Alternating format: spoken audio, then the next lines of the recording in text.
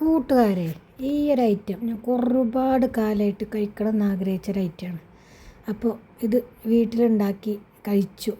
ഒടുക്കത്തെ ടേസ്റ്റ്, ഒന്നും പറയാനില്ല. അപ്പോൾ നമുക്കിത് എങ്ങനെ ഉണ്ടാക്കുന്നത് നോക്കാം.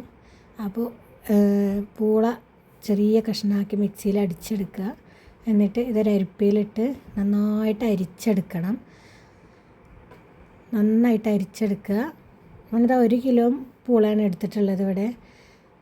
ഇനി ഇതിൻ്റെ പൊടിയൊക്കെ അടിയിലേക്ക് ആകുന്നത് വരെ നന്നായിട്ട് അരിച്ചെടുക്കാം. ഇതാ അപ്പോൾ അതൊക്കെ അരിച്ചെടുത്തിട്ടുണ്ട്, അരിച്ചെടുത്തിട്ടുണ്ട് കേട്ടോ.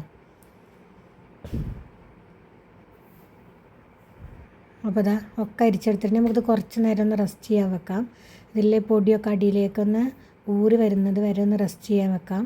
അപ്പോൾ അതാ പൊടി ഏകദേശമൊക്കെ അടിയിലേക്ക് ഊറി വന്നിട്ടുണ്ട്. ഇനി നമുക്കിതൊരു കിഴി പോലെ കെട്ടി വെക്കണം കേട്ടോ, അല്ലെങ്കിൽ ഇതിൻ്റെ പൊടി കിട്ടത്തില്ല, നമുക്ക് വെള്ളം പോലെ ആയിരിക്കും. അപ്പോൾ നമുക്ക് കിഴി പോലെ കെട്ടി വെക്കാം. ഇനി ഇതിൻ്റെ വെള്ളം ഒറ്റി കഴിയുന്നത് വരെ ഇങ്ങനെ വെക്കാം കേട്ടോ.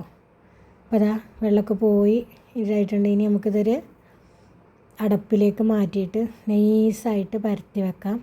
എന്നിട്ട് വെയിലത്ത് വെച്ച് ഉണക്കിയെടുക്കാം കേട്ടോ.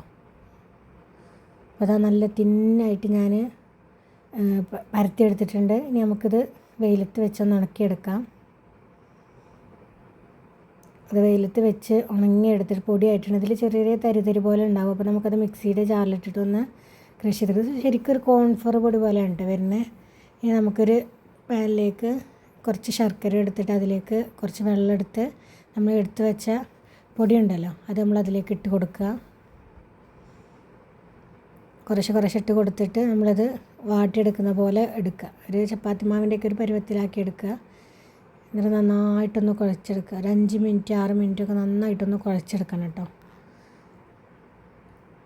അപ്പോൾ അത് നന്നായിട്ട് കുഴച്ചെടുക്കാം. പൊട്ടിപ്പിടിക്കണമെന്നുണ്ടെങ്കിൽ നമുക്ക് ഈ പൂളയുടെ പൊടി തന്നെ ഇട്ടിട്ട് ഇതാ ചെറിയ ഉരുളലാക്കിയിട്ട് മാറ്റി വെക്കുക. അപ്പോൾ അങ്ങനെയൊക്കെ നമ്മൾ മാറ്റി വെച്ചിട്ടുണ്ടെങ്കിൽ നമുക്കിത് വെള്ളം തിളപ്പിക്കാൻ വെച്ചിട്ട് ആ തിളച്ച വെള്ളത്തിലേക്ക് ഇതിട്ട് കൊടുക്കുക. അപ്പോൾ അതിൻ്റെ ബോബ ബോൾസ് ഇതവിടെ റെഡി ആയിക്കൊണ്ടിരിക്കുന്നു. നമ്മളെ ബബിൾ ടീയുടെ കണ്ടോ റെഡിയായി വന്നിട്ടുണ്ട് ഗെയ്സ്. അപ്പോൾ ഇത് നന്നായിട്ട് തിളച്ച് വെന്തിട്ടുണ്ട് കേട്ടോ, വെന്ത് മാറിയിട്ടുണ്ട്. അപ്പോൾ നമുക്കിത് ഒരു അരിപ്പയിലേക്ക് ഊറ്റാം. ഇനി അതിൻ്റെ മുകളിലേക്ക് നമുക്ക് കുറച്ച് തണുത്ത വെള്ളം ഒഴിച്ച് കൊടുക്കാം കേട്ടോ, അത് ഒട്ടിപ്പിടിക്കാതിരിക്കാൻ വേണ്ടിയിട്ടാണ്. ഇനി നമുക്ക് പാനിലേക്ക് ശർക്കര ഇട്ട് കൊടുക്കുക, വെള്ളം ഒഴിച്ച് കൊടുക്കുക, കുറച്ച് കാപ്പിപ്പൊടി ഇട്ട് കൊടുക്കുക കേട്ടോ.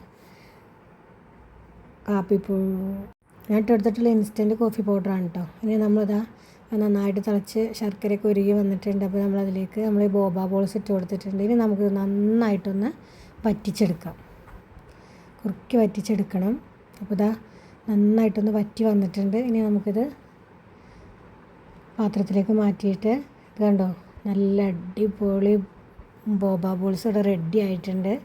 ഇനി നമുക്കിത് തണുത്തതിന് ശേഷം ഗ്ലാസ്സിലേക്ക് പാർന്ന് ഇതിലേക്ക് നല്ല തണുത്ത പാലും ഐസ് ക്യൂബ്സൊക്കെ ഇട്ട് കൊടുത്താൽ അടിപൊളി ഐസ് ടീ ബബിൾ ടീ ഇവിടെ റെഡി ആയിട്ടുണ്ട് കേട്ടോ. ഒരുപാട് കാലം ഞാനായി കഴിക്കാൻ ആഗ്രഹിക്കുന്നു, ഇപ്പോഴാണ് സാധിച്ചത്. അപ്പോൾ എല്ലാവരും ഒന്ന് ട്രൈ ചെയ്ത് നോക്കണേ, അടിപൊളി ടേസ്റ്റാണ്, ഒരു രക്ഷയില്ല. അപ്പോൾ ഇന്നത്തെ വീഡിയോ ഇത്രയേ ഉള്ളൂ. അടുത്ത വീഡിയോ ഇട്ട് വരുന്നത് വരെ ബായ്.